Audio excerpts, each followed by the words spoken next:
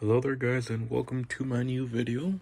Here I am showing you a Briefcase PC build that I did a couple of months ago. I know I haven't been posting PC stuff. I do not know if you guys are into that shit. I know most of my demographic are men, and a lot of my views come from the Spanish videos I've actually done. But I successfully inserted one of those Optiplex looking things into a Briefcase.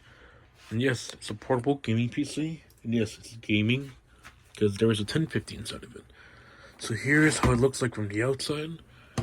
You know, normal case. You know, there could be money in there, drugs. Definitely not drugs. When you put this sideways, you can see a little brand right there, which is PVM.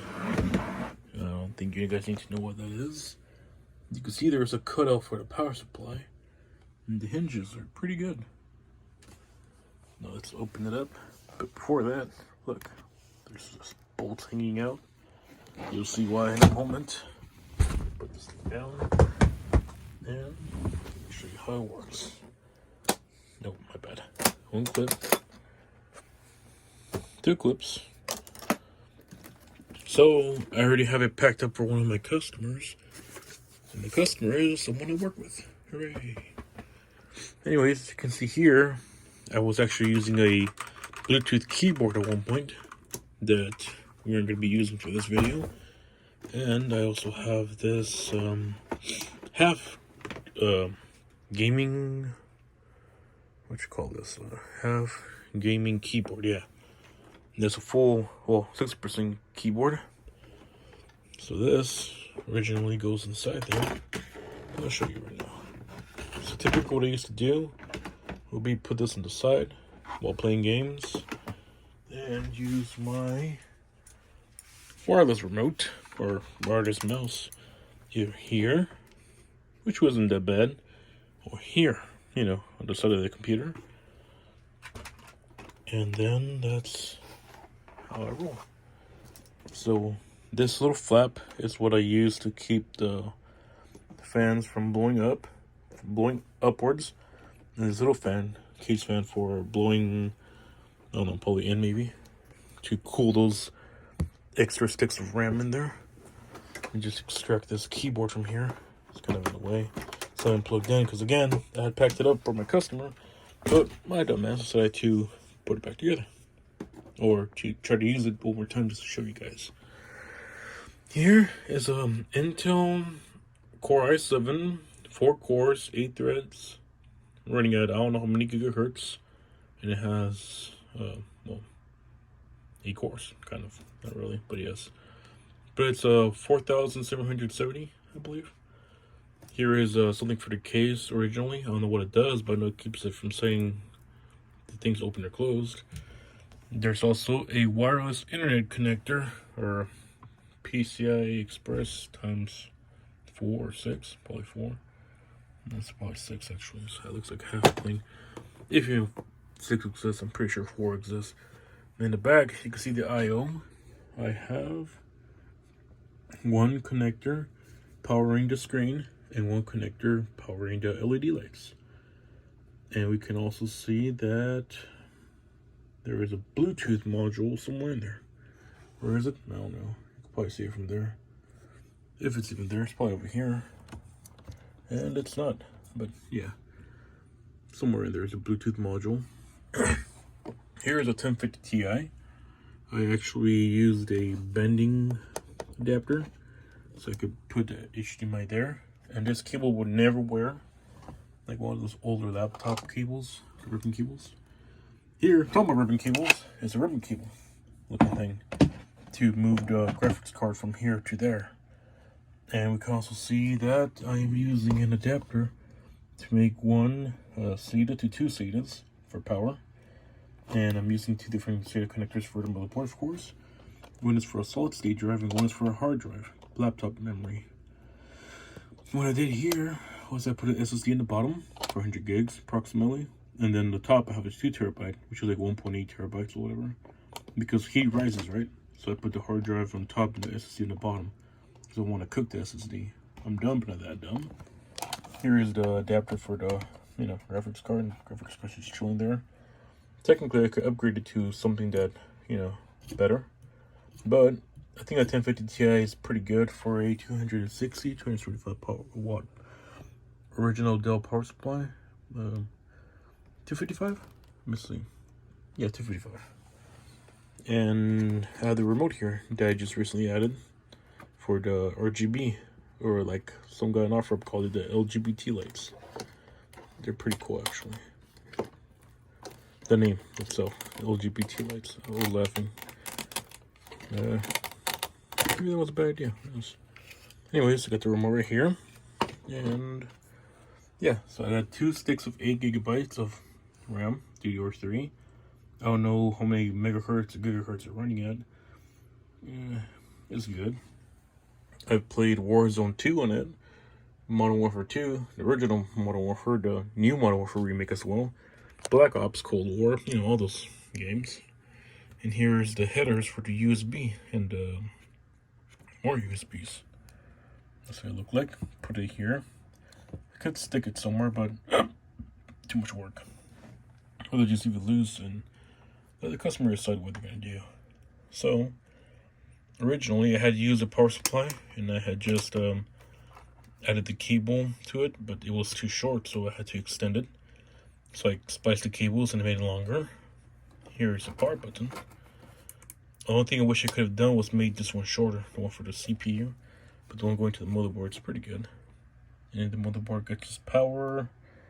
And it gives power for the CDM. And yeah, that's pretty much how I made this build. It is tied down using acrylic.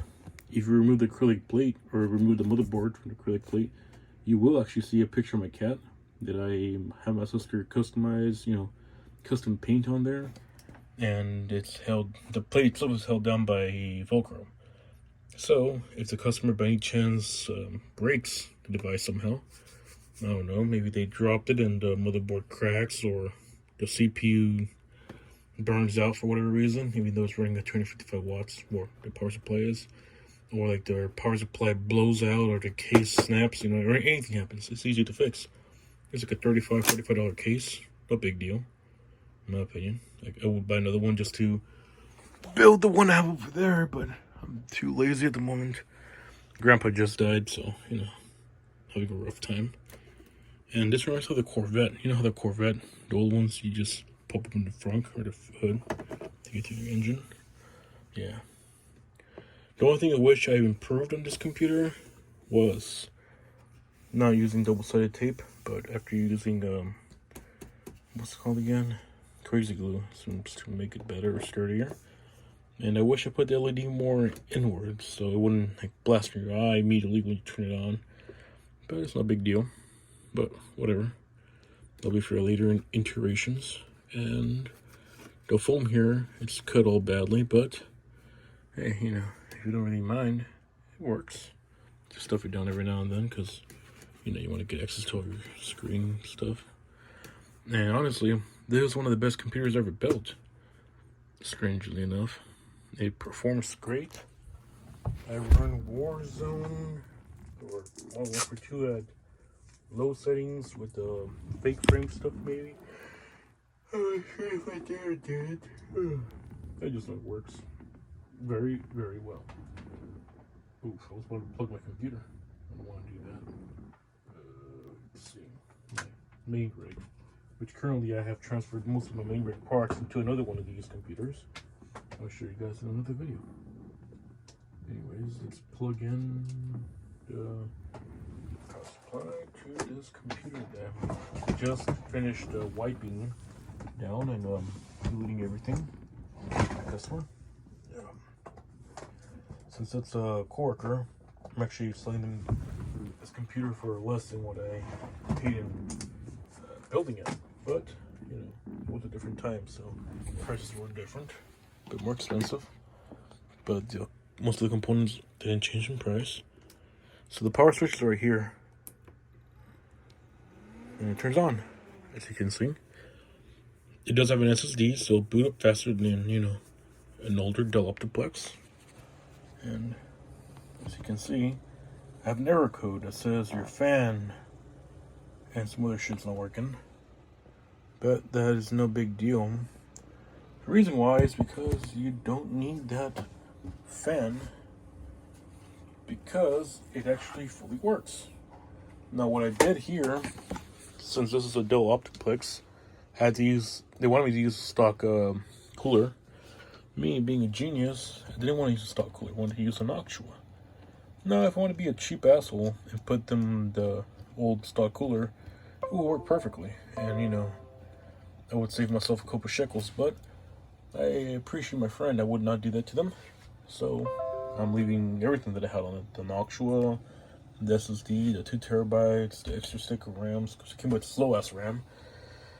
But if it's going to be a gaming machine, it can have slow RAM. And if it does have slow RAM, you should probably go kick yourself in the nuts. Anyways, yeah, so here's the adapter to convert the old stock cooler to, you know, a better cooler. It goes from like 3 pins to 4 pins or something like that, or it reduces the pins. But the pin that's removed or added, it's actually not even functional. It's like a ground or something. Not sure exactly what it is. GeForce drivers for you to download, whatever. But you need a Steam account for that kind of stuff. And I'm not going to be giving them mine. Here's a keyboard.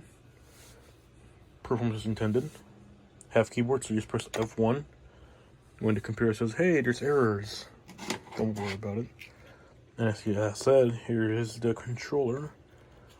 That's all the colors.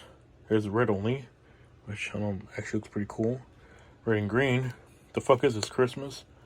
The actually looks pretty cool, not gonna lie. What am I, a cop? Definitely a cop. So yeah, let's see the red, green, and blue. I don't know. It sounds better than what it is. And here's my mouse. I'm not gonna use on it because I have supplied them with new peripherals. The new peripherals I supplied are right here. I go to Five Below for most of my items. I love Five Below. My girlfriend loves Five Below. We all love Five Below.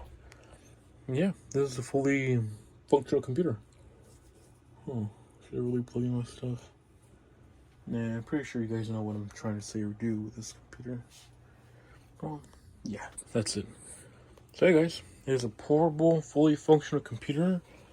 I am interested in making these for the market. If you guys, for whatever reason, want to actually build one, I would definitely be down to build you one. But it's not going to be cheap. I will charge for labor, and I will be building the computer myself, so you would be, you know, charge a pretty decent amount. Less than Micro Center, of course. They charge $75 just to install a CPU. I'm not gonna charge you $75 to install a CPU, maybe $75 to build the whole thing. I mean, like, put it together, but not the case. The case would, you know, need MacGyvering and stuff. And honestly, I don't know if you'll be able to, you know, follow me, but my point is, if you really would like to have a build like this, again, drop a message in the comments. I'll send you my email address, which is wbehemoth1998@gmail.com. Mac, go eat rocks. Yeah. Fucking Mac. Good guy. And yeah, hope my customer satisfied with his computer. I have the new one up there that I'm building currently. Yeah, pretty badass computers, in my opinion. I mean, that computer up there actually replaced my main rig, which I currently have a GTX Titan, but my 5600X is still in there due to the fact that I can't get the motherboard for this one to fully work with the 5600X. It doesn't boot. I'm blaming the BIOS. And good night, guys. Have a good night.